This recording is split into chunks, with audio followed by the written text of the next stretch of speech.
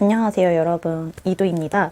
오늘은 세계 책의 날 기념 세계 문학 전집에 대해서 이야기해보는 두 번째 시간, 바로 믿음사 편인데요.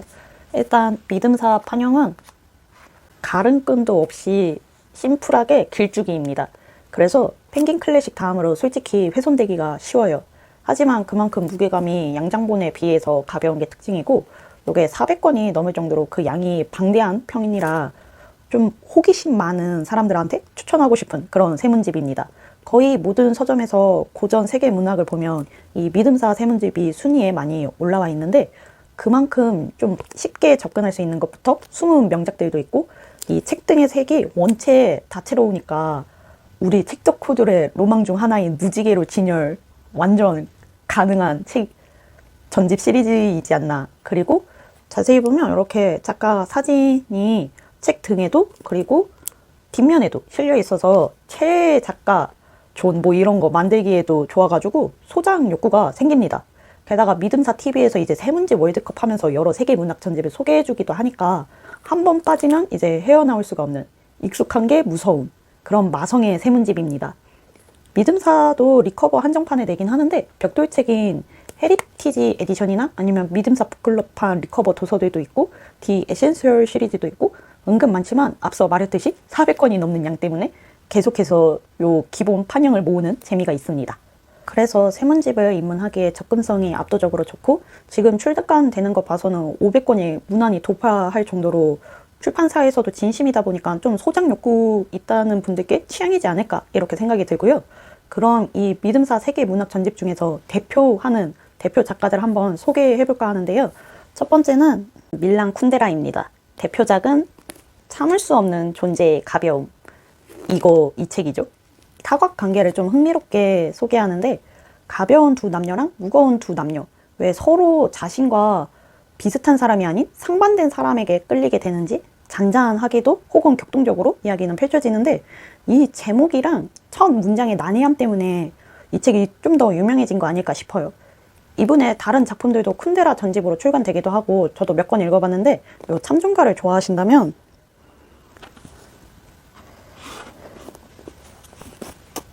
이 불멸도 한 번은 꼭 읽어봤으면 좋겠습니다. 두 번째 작가는 호르헤 루이스 보르헤스입니다. 이 작가님의 전집은 단연이 있고 논픽션 전집까지 있는데 보르헤스의 진심 그 자체가 아닐까 싶죠. 대표작은 바로 픽션들이라고 생각하고 단편집에서 장편 못지않은 여운을 주는 책입니다. 크리스토퍼 놀란의 작품을 좋아한다면 취향일 수밖에 없는 기묘하고도 SF적인 그런 요소가 가득한 이야기들이 담겨 있다 보니까 과학소설, 판타지소설 좋아하는데 좀 대서사가 있는 장편은 보기가 힘들다 하는 분들께 요 보르헤스는 단편소설집이니까 나름 괜찮은 초이스 아닐까 이렇게 생각을 합니다. 다른 작품들도 빨리 세계 문학 전집으로 리커버해서 나왔으면 좋겠어요. 세 번째는 이탈로 칼비노입니다. 칼비노 작품은 얇고 내용이 좀 기묘해요. 선조 3부작으로 알려진 존재하지 않는 기사 반쪽짜리 자작 나무 위의 남작도 유명한데, 대표작은 요 보이지 않는 도시들이라고 생각합니다. 이 책의 내용은 마르코라는 여행가가 황제인 칸에게 막 여행 다녀온 것들을 이야기해 주는데, 그 간 도시마다 특징이 매우 독특해요. 약간 판타지 설정집을 본 듯한 느낌으로, 요 소설을 보면 주로 소설을 보면 보통은 막 사람이나 동물 위주로 약간 주인공이고 거의 식물이나 사물이 주인공인 격은 별로 없잖아요. 하물며 그 공간이라는 자체가 주인공인 경우는 전 이 책에서 처음 접하게 됐는데, 이 배경이 되는 공간들이 등장인물처럼 약간 등장 공간이라고 해야 하나? 그런 식으로 나옵니다. 상당히 독특한 소설이라서 약간 본인이 좀 편협한 편이라 이걸 깨고 싶다 하는 사람들에게 추천하고 싶은 그런 책입니다. 네 번째는 이사벨 아엔데입니다. 앞서 말했듯이 양이 방대한 편 최고의 장점은 이 중에 분명 취향 한 권은 있겠지 이거예요. 약간 범위가 넓다는 점.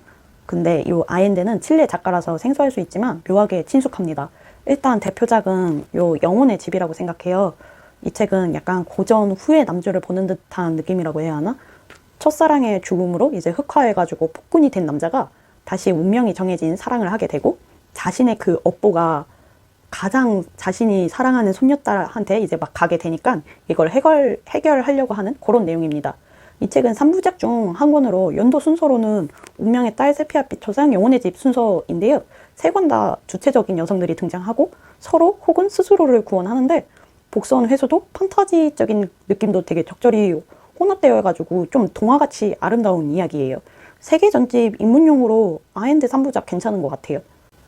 다섯 번째 대표 작가는 요르안 파묵으로 이분의 대표 작품은 내 이름은 빨강입니다. 이 책은 신념에 대해 서로 격돌을 하는데요. 변화를 수용할 것이냐 혹은 전통을 지켜낼 것인가의 싸움인데 시작부터 한 시체가 원한을 품고 자신의 죽음에 대해 막 이야기해 주는데요. 이 책은 한 살인사건을 두고 여러 인물들과 사물, 동물까지 등장해서 각자의 시점으로 이야기를 해줍니다. 범인은 누구인가 추리하는 재미가 있었고요. 미술사 좋아한다면 꼭 추라이 하길 바라는 그런 책입니다. 그 밖에도 믿음사에서만 만날 수 있는 작가들 혹은 대표하는 작가들이 더 있지만 여러분이 심심할 때 찾아보는 재미를 남겨두도록 하고 이제 저의 최애작 한 권을 뽑아볼 건데 좀 고민 좀 했거든요. 근데 고민 끝에 나온 건 요 거장과 마르가리타입니다. 이게 현재 저의 최애작이고요. 러시아 문학을 쉽게 접근하려면 믿음사 거를 찾으라는 말이 있는데요.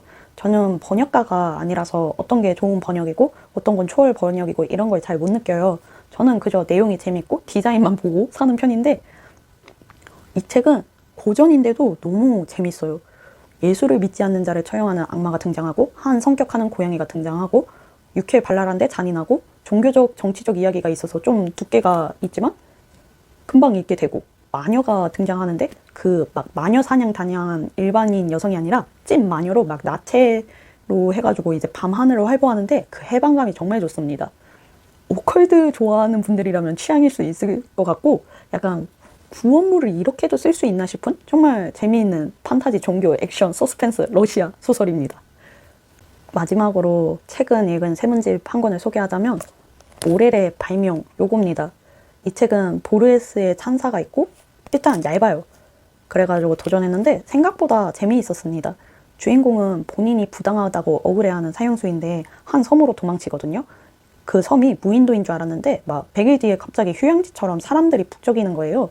그래서 이제 몸을 숨겨서 이 상황을 지켜보다가 문득 한 여인에게 사랑을 느끼게 되고 말 좀 이제 걸어보려고 하니까 여자 옆에 남자가 있어가지고 막 질투를 하거든요. 커플의 이야기를 들어보니까 남자 쪽에서 막 4일 후에 모든 게 끝난다고 막 슬퍼 보이는 거예요. 그러면서 이제 서로 이해 못해 유감이라고 막 자꾸 싸우는 커플 보면서 주인공은 자신이 있는 곳이 어쩌면 이게 섬이 아니라 정신병원인가? 그래서 막 이 사람들 그냥 연기하고 있는 건가? 연극인가? 막 이렇게 생각을 하거든요.